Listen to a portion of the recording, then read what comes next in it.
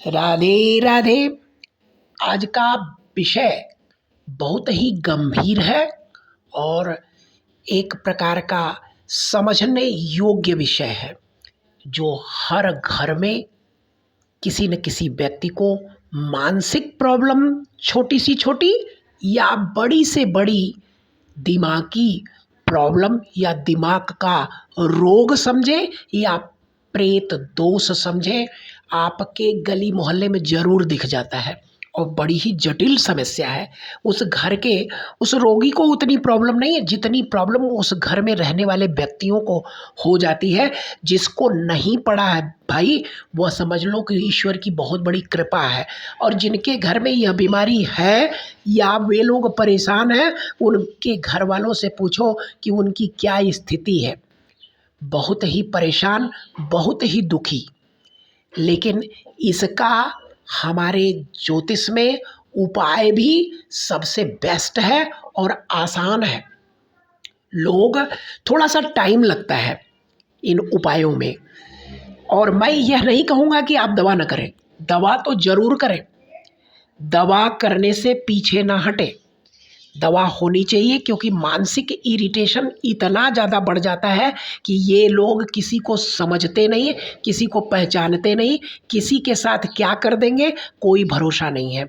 तो ऐसे व्यक्तियों का मेडिकल ट्रीटमेंट भी लेना चाहिए, साथ साथ में ज्योतिषी उपाय, और चाहे जिस धर्म से हो आप धार्मिक उपाय अवश्य लें। क्योंकि सदियों पहले ना ही कोई साइकोलॉजिस्ट था और ना ही कोई ऐसा व्यक्ति था, उस समय भी यह प्रॉब्लम बड़ी चरम सीमा पर था। तो उस समय लोग धार्मिक चीज़ों का उपयोग करके, यानी ईश्वरीय कृपा से, इस रोग को ठीक करते थे। यह भी एक प्रकार का रोग ही है, यानी माइंड सही तरह से काम न करना भी एक माइंड का रोग है। और इसे किस उपाय से ठीक कर सकते हैं उसे भी हम लोग समझेंगे आसान तरीके से। और सबसे पहले हम समझते हैं कुंडली में यह दोष बनता किससे है।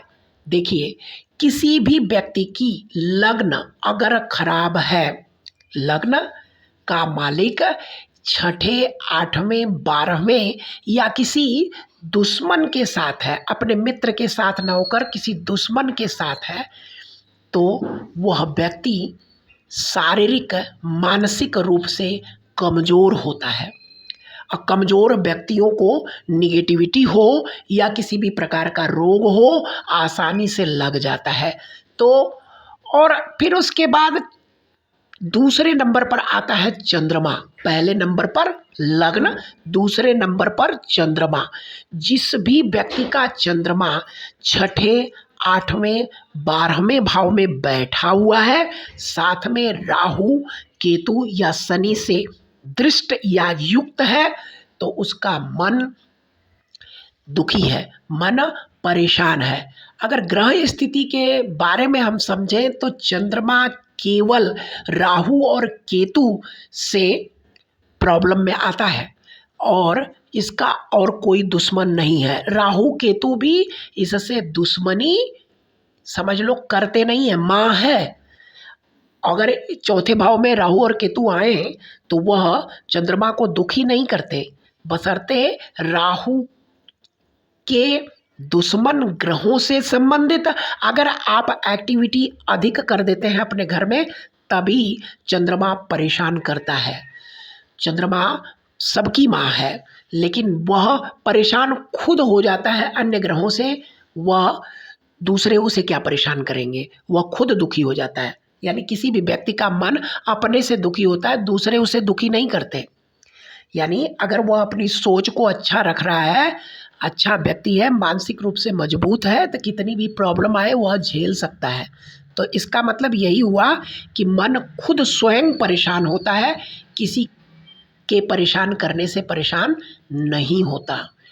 तो मन के हारे हार है, मन के जीते जीत। जिसका मन मजबूत है वह सब कुछ जीत लेता है, उसे किसी भी प्रकार की कोई प्रॉब्लम नहीं आती। तो दूसरा कारण हो गया, पहला कारण लग्न, दूसरा कारण चंद्रमा और तीसरा कारण है जो इसका पंचम और नवम भाव है। अगर पंचम नवम भाव भी बिगड़ जाए तो वह व्यक्ति डिप्रेशन क्या, मैडनेस की स्थिति में आ जाता है, यानी पागलपन का दौरा पड़ता है ऐसे लोगों को। भूत प्रेत निगेटिविटी भी इन्हीं व्यक्तियों को पकड़ती है जिनका चंद्रमा और लग्न साथ साथ में पंचम भाव, पंचम भाव माने बुद्धि का या किसी भी चीज को ट्रीट कर लेना, नए सिरे से बना लेना, यानी इम्यूनिटी पावर पंचम भाव से देखी जाती है, जिसका मालिक होता है सूर्य। और नवम भाव जिसका मालिक होता है बृहस्पति, यानी ज्ञान, पूर्वजों की कृपा। तो अगर उनके ऊपर दैवीय कृपा, पूर्वजों की कृपा और गुरुओं की कृपा नहीं है तो भी ऐसे व्यक्तियों को प्रॉब्लम, मानसिक रूप से निगेटिविटी पकड़ती है। तो इन लोगों को प्रेत दोष लगता है, और प्रेत दोष में भूत है, प्रेत है, पिशाच है, जिन्न है, बैताल है, या दिया किया कराया मूठ, जो भी समझो, सारी प्रक्रिया इन्हीं व्यक्तियों के ऊपर होती है। अभी हम इसे कुंडली के माध्यम से भी समझेंगे। तो चलते हैं, हम कुंडली लगाते हैं और कुंडली से आप लोगों को समझाने की कोशिश करते हैं, बाद में उपाय को भी समझेंगे। तो ये मैंने पहली कुंडली लगाई जो वृश्चिक लग्न की है। अब वृश्चिक लग्न का मालिक कौन होगा? मंगल। अब देखिए, मंगल राहु के साथ है, तो जब मंगल राहु के साथ होता है तो अंगारक योग बनाता है, यानी अब उसकी जो ऊर्जा है, जो ताकत है, शरीर की बुद्धि है, भ्रमित हो गई, अंगारक हो गई। छोटी छोटी बातें उसे बहुत बुरी लगती हैं और वह प्रॉब्लम खड़ी करता है। साथ में चंद्रमा शनि के साथ है, तो चंद्रमा जब भी शनि के साथ होता है तो शनि की चाल क्या है? धीमी है, और चंद्रमा की चाल क्या है? तेज है। तो अब यानी तेज घोड़े के पैर में लोहे की जंजीर लगा देना, यानी अब मन किसी भी बात को पकड़ लिया तो अब सोचता ही रह जाएगा, यानी सोचने की बीमारी हो गई और एग्रेशन की बीमारी, दो चीजें तो इसके ऊपर आ गई। साथ में सप्तम भाव में केतु ग्रह भी आ गया। अब ऐसे व्यक्तियों को प्रेत दोष लगता है और इन लोगों को एंजाइटी में, डिप्रेशन में या भूत प्रेत बाधा अवश्य हो जाती है। अब हम दूसरी कुंडली लगाकर देखते हैं और समझते हैं।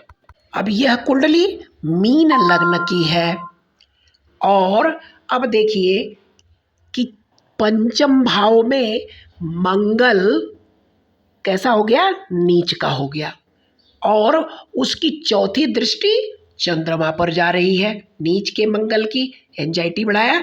साथ में शनि और राहु हैं, तो शनि के साथ भी राहु एक प्रकार का श्रापित दोष बनाता है, और चंद्र राहु ग्रहण दोष बनाता है।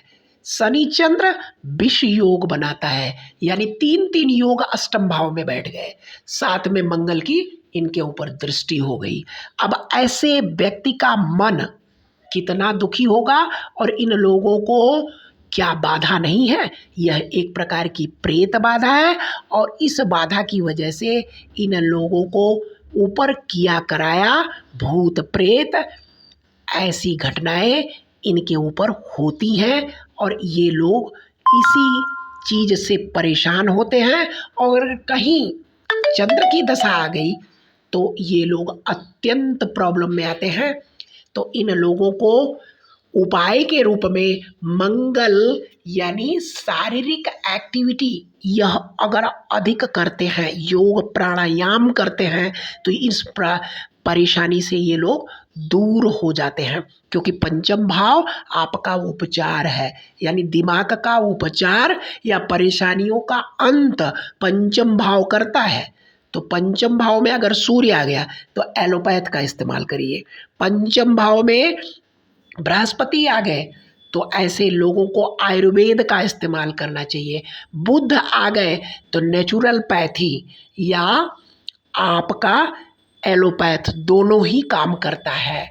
शुक्र आ गया तो होम्योपैथ का इस्तेमाल करना चाहिए या किसी न किसी प्रकार की हीलिंग का भी इस्तेमाल कर सकते हैं। सूर्य में मंगल में है तो मंगल ग्रह के लिए सबसे अच्छा है योग प्राणायाम करें और साथ साथ में एलोपैथ का भी इस्तेमाल करें।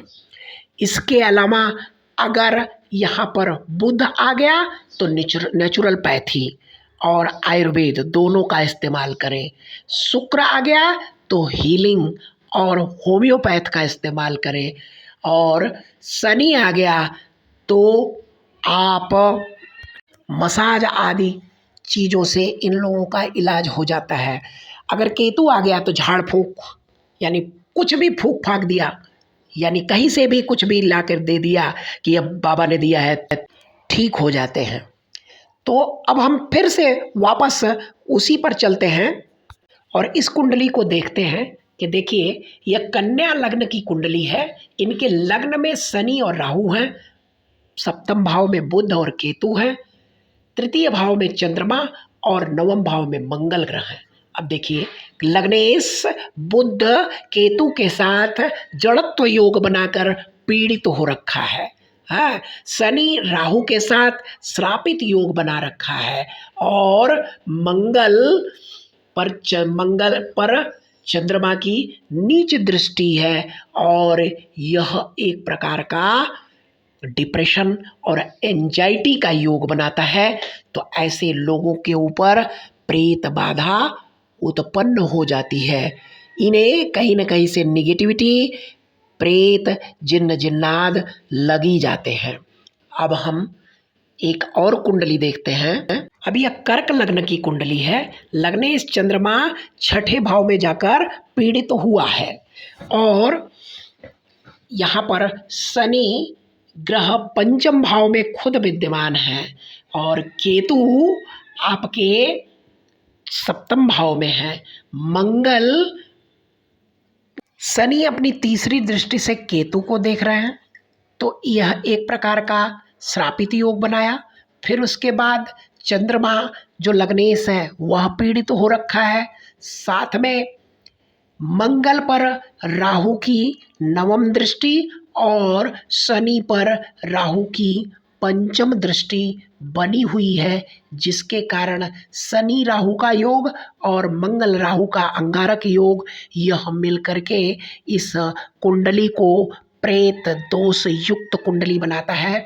तो हमने समझा क्या कि लग्नेश किसी का पीड़ित हो जाए, साथ में चंद्रमा पूरी तरह से पीड़ित हो जाए, इसके अलावा पंचम और नवम भी खराब हो तो ऐसे व्यक्ति को प्रेत दोष होता है। और जब चंद्रमा की दशा या राहु की दशा चलती है तो ऐसे में इस व्यक्ति को यह ऐसा समय होता है जिस समय प्रेत दोष अवश्य हो जाता है या इनको मानसिक प्रॉब्लम, माइंड से रिलेटेड प्रॉब्लम अवश्य आती है। अब हम उपचार पर चलते हैं, क्या उपचार करना चाहिए। देखियो वहाँ पर हमने बताया कि पंचम में जो भी ग्रह उपस्थित है, अगर ग्रह नहीं है तो उसकी राशि, किस ग्रह की राशि है उसके अनुसार ट्रीटमेंट ले। साथ में तुरंत फायदा देने वाला एलोपैथ का इस्तेमाल अवश्य करें अपने जीवन में। ग्रह कुंडली गलत नहीं है, यह आपको समय पर इंडिकेशन अवश्य दे देता है कि आपको यह प्रॉब्लम होगी और आप इसके लिए संभावित हो, आप संभावना प्रोबेबिलिटी है कि आप इस रोग से, इस बीमारी से पीड़ित हो सकते हो, तो इसलिए सतर्क रहो। उसके अलावा उपाय के रूप में आप ओझाओं के चक्कर में या इधर उधर भटकने से बढ़िया सबसे पहले एलोपैथ में साइकोलॉजिस्ट को अवश्य दिखाएं, जिससे रोग की पर पकड़ रहे, यानी आप प्रॉब्लम में ना आए। पहली चीज़ ये। फिर उसके बाद आप ईश्वरीय सहायता लें, क्योंकि पहले के समय में लोग इससे कैसे ठीक होते थे उसका एक ही उपाय था, गुरु कृपा। यानी अगर आपको गुरु की कृपा, ईश्वर की कृपा मिल गई तो पितरों के आशीर्वाद से आप अपने चंद्रमा को, अपने मन को मजबूत बना सकते हैं क्योंकि चंद्रमा के घर जो चतुर्थ भाव है वहाँ पर बृहस्पति ही उच्च होता है। तो उच्च के बृहस्पति से सहारा लेकर आप अपनी इस प्रॉब्लम को जड़ से समाप्त कर सकते हो।